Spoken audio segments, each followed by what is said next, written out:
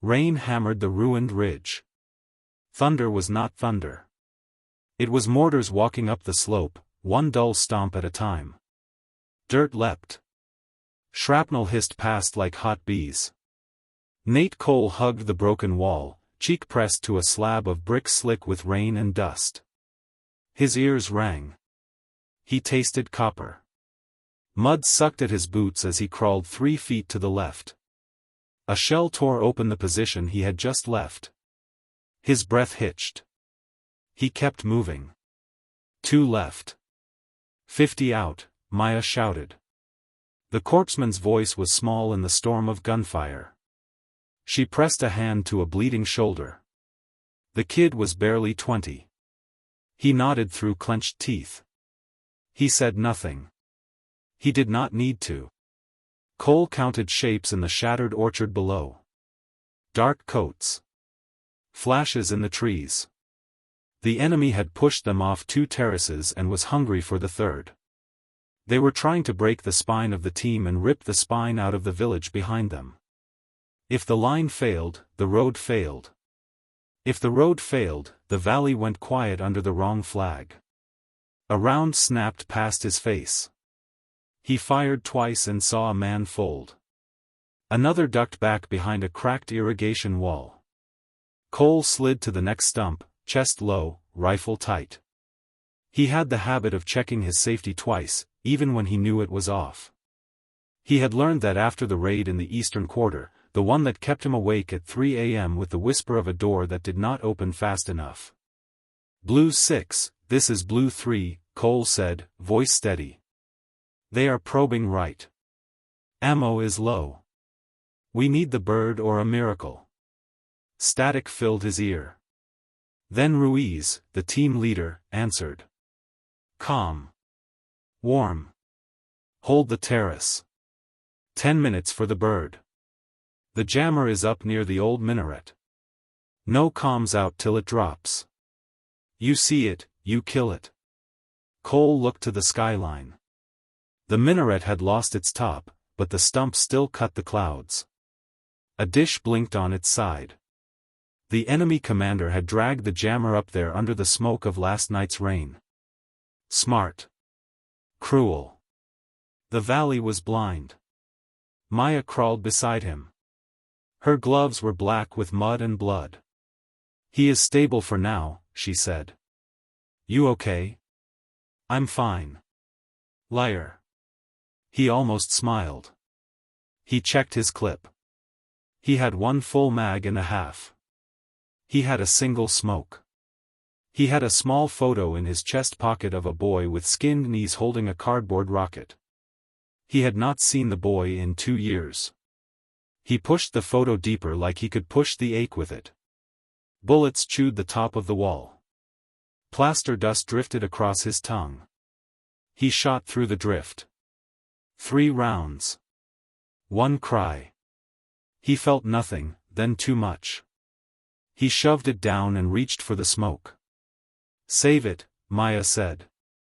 You will need it to cross. Cross what?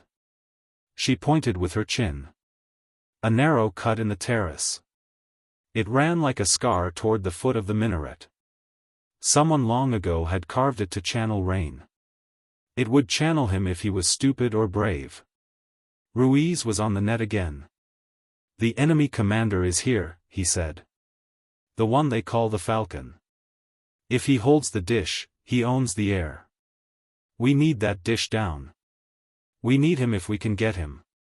Cole thought of the last time he chased a name. The door. The delay. The child's cry after. He swallowed hard. Copy, he said. Cole, Maya said, low. You cannot fix the past. You can take this shot. A mortar slammed the orchard. Trees coughed flame. Screams rose and fell. The kid with the bandaged shoulder clutched his rifle and prayed. Cole heard the words.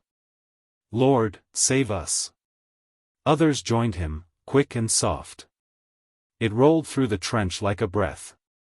Cole checked the cut again. It disappeared into smoke. He slid the photo from his pocket and set it under a dry rock. He did not say why. He did not have to. Maya saw and nodded. "You go, I cover," she said. "You cover, then you move," he said. "Only if you can."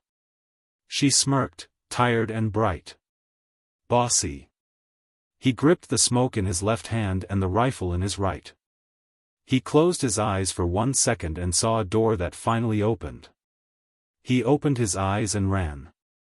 He dropped into the cut and became a ghost beneath the wall of fire. Mud grabbed. Roots clawed. He slid, caught himself, slid again.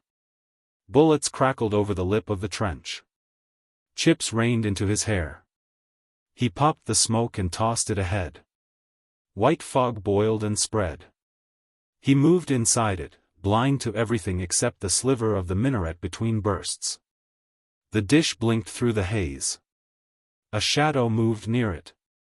Tall. A coat that spilled to the knees. A scarf tight across a sharp jaw. The falcon. Cole raised his rifle. He steadied. He exhaled.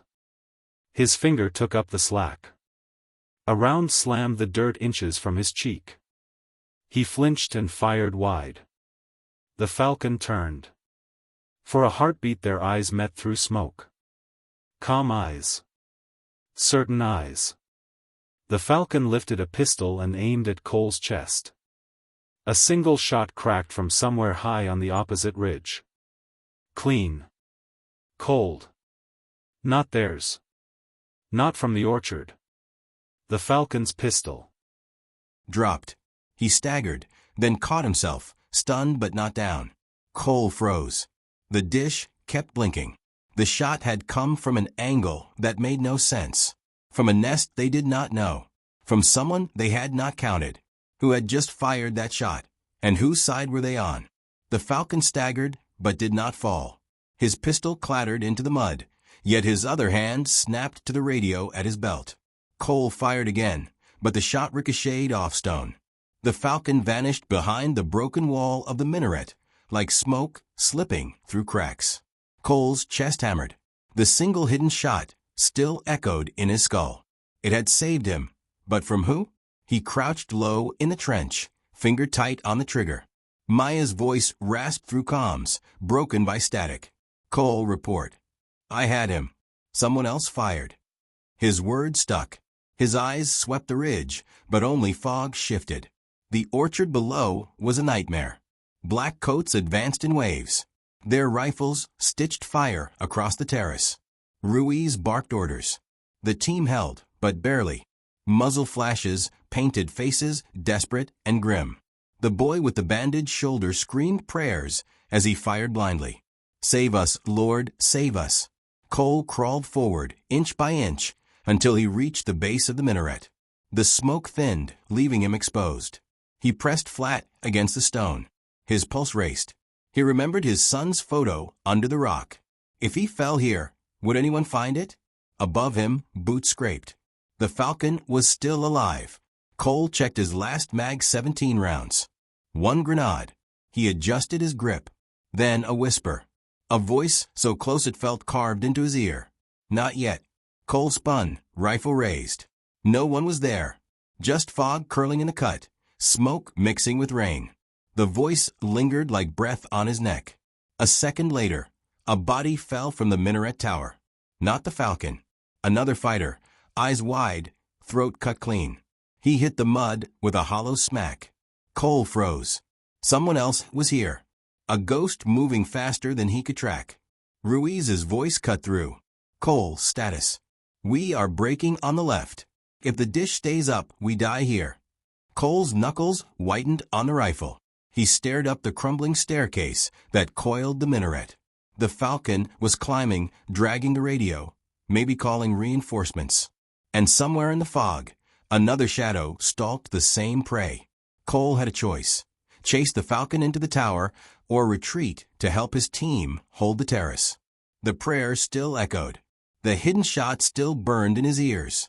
He took one breath, one step toward the stairs. The ground shook.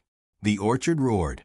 A new wave of enemy fighters surged with heavy weapons, mortars on their shoulders, ready to finish the SEALs. Cole froze between two wars, the Falcon above, his brothers below. Which fight did he choose? Cole's boots hit the first crumbling step of the minaret. His lungs begged him to turn back, to help his team hold the terrace. But Ruiz's voice came again, broken with static. Take the dish, Cole. We'll hold whatever it costs. He climbed. The stone was slick. Each step echoed, a hollow drum under the roar of war outside. Halfway up, he passed a blood smear, fresh and dark, trailing upward. Whoever killed the fighter below was still ahead. Lightning flashed. For one instant the ruined valley glowed silver. Cole saw the Falcon's shadow higher on the stairs. Long coat, rifle strapped across his back, head tilted as if listening. Then gone. Cole pressed forward. His hand brushed a deep gouge carved into the wall. Knife marks. Someone had fought here seconds ago. At the next turn he saw him. A man crouched low, face hidden under a hood, blade wet in his hand. He wasn't one of theirs. He wasn't one of the Falcon's men either. His movements were too precise, too silent. Cole raised his rifle. Stop. Now. The hooded man lifted his head. His eyes burned, dark and steady. He spoke with a calm that cut through the chaos outside. If you want the Falcon alive, lower your weapon. Cole's breath caught. Who the hell are you? Not your enemy. Not tonight. Before Cole could answer, a burst of gunfire rattled down the stairwell. The Falcon had stopped running. He was waiting above, guarding the dish, daring them to climb higher. The hooded man moved first. He slid into the shadow, a knife in each hand. Cole followed, rifle ready, pulse pounding in his throat. They reached the top platform. Wind tore across the valley, carrying smoke and screams. The dish blinked, red and alive. Beside it, the Falcon stood tall, pistol leveled, coat whipping in the storm. You are too late, the Falcon said, voice like gravel. Your brothers are already dead men. Cole steadied his rifle. The hooded man crouched, coiled like a predator. The dish pulsed between them, sending its poison signal into the night sky. A thunderclap. The Falcon fired first. Cole dove, squeezing his trigger. Sparks flew. Stone shattered. The hooded man lunged with a blade. And then the platform shook as a mortar shell slammed the terrace below. Cole heard the screams of his brothers through his earpiece. The line had finally broken. He stared down the sight at the Falcon, finger tightening, when his comms went silent. Just dead static. Outside, the valley seemed to exhale. The Falcon smiled. You have already lost. Cole's world narrowed to the Falcon's smile, the blinking dish, and the silence in his comms. No Ruiz. No Maya. No prayers from the trench. Just static and the storm. The hooded man struck first. His knife sliced for the Falcon's throat. The Falcon twisted, coat flaring. Pistol snapping a shot that grazed the hooded man's shoulder. He staggered, but did not fall. Cole fired, forcing the Falcon back against the dish. Sparks leapt as a round clipped its edge. Careful, the hooded man hissed. We need it down, not burning. Cole didn't answer. His mind replayed the last words he'd heard. We'll hold whatever costs. He charged. The Falcon swung the pistol, but Cole slammed into them. They crashed against the stone rail. Rain stung his eyes. Their boots scraped as they wrestled, the valley spinning below. The Falcon was strong, wiry, fueled by something colder than rage. His hands closed on Cole's throat. Cole gasped, stars exploding in his vision. He clawed at the grip, his boots slipping on the wet stone. He saw his son's photo under the rock in his mind's eye. He could not die here, not without trying. The hooded man appeared behind the Falcon, knife raised. Do it. Cole rasped. But the hooded man hesitated, eyes flicking to the dish, then to Cole. He knows codes. Kill him and the network holds. Capture him, we end it. The Falcon bared his teeth. You cannot take me alive. He drove Cole harder into the rail, stone cracking under their weight. Cole's rifle lay inches away, knocked free in the struggle. His fingers stretched, slipping in the rain. Almost there. Suddenly, a new sound cut through the storm. Helicopter blades. Low. Fast. The extraction bird. But without the dish down, it was flying blind, a target for every missile in the valley. Cole's heart seized. If he didn't end this now, his brothers would die in the sky, just as they had died in the trench. He grabbed the rifle, swung it up, muzzle pressing into the falcon's ribs. For a breath, all three men froze, locked in a triangle of death. The hooded man whispered urgent. Choose. Now. Cole pulled the trigger. The falcon jerked, staggered, and fell back against the dish. Its spark groaned, then shattered in a spray of fire and glass. The red light blinked out. The jammer was dead. The hooded man grabbed Cole's arm and yanked him away as the falcon tumbled over the edge, coat flaring like broken wings. His body vanished into the storm below. The valley roared alive. Comms crackled. Ruiz's voice burst through, raw but alive. Bird inbound. Hold tight, boys. We're not done yet. Cole's knees buckled with relief. But when he turned, the hooded man was already gone, swallowed by shadow. Cole stood alone on the shattered tower, smoke rising, rain mixing with blood on his hands. His brothers still fought below. The falcon was gone, but the war was not. And in his earpiece, amid the cheers and gunfire, he heard Maya's voice, weak but certain. Cole, we're still here. But barely. He looked to the burning orchard, to the broken terraces, to the faces of men who had prayed their last prayer. He gripped his rifle and started down. The fight was not finished. Cole descended the shattered stairwell 2 steps at a time, boots slipping on wet stone. The dish smoldered above him, dead. The falcon's body lay broken somewhere in the mud below. Yet Cole's chest felt heavier than before. When he reached the terrace, the scene hit him like a hammer. Trees burned in twisted rows. The air stank of blood and cordite. Ruiz limped from cover, one arm dragging a wounded man. The boy with the bandaged shoulder still clutched his rifle, eyes wild with shock. Maya knelt in the mud, gloves black, pressing down on another torn body. Cole grabbed Ruiz's arm. The dish is down. The bird's coming. Ruiz's eyes burned through grime. We lost 3, maybe 4, but we held. His voice cracked. Was it worth it, Cole? Cole had no answer. He looked at Maya. She shook her head, tears streaking mud across her face. Above them, the chop of rotor blades grew louder. The bird punched through the smoke, searchlight sweeping. Relief surged, but it came with fear. Every fighter in the valley would see it too. Enemy mortars thumped in the distance. Rockets screamed closer. The orchard lit up again, fire stretching toward the sky. Move! Ruiz shouted. Get the wounded up. They scrambled. Cole hauled the boy with the shoulder wound, the kid's prayers still spilling from cracked lips. Save us, Lord, save us, over and over. Cole tightened his grip. You're going home, kid. The team staggered toward the landing zone. The ground shook as shells fell short, spraying dirt and stone. The bird touched down hard, door gunners laying fire into the orchard. Cole shoved the kid inside, then helped Maya drag another body in. One by one, the survivors climbed aboard. Ruiz was last. He turned, rifle barking one final time, then hauled himself into the bay. Go, he roared. The helicopter lifted. The valley dropped away, smoke and flames swirling beneath them. Fighters swarmed the terraces, too late to stop the bird, but not too late to fire. Tracers ripped through the dark, chasing them skyward. Cole pressed against the door, rifle ready. But it was the gunner's barrels that cut the streaks of light away.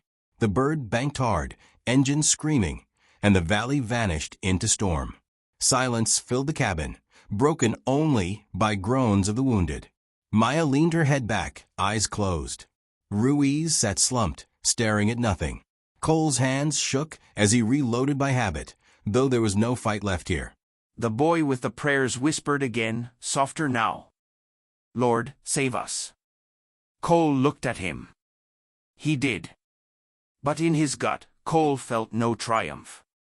The falcon was dead, the dish destroyed, yet a hooded ghost had walked that tower. Someone who knew too much, moved too fast, and vanished too easily. The war wasn't finished. It had only shifted. Cole pulled the photo from his chest pocket, smudged with mud and blood. His son's smile stared back. He closed his fist around it. Outside, the storm swallowed the valley. Inside, silence sat heavy with the cost of survival. The mission was over. But the war was far from done.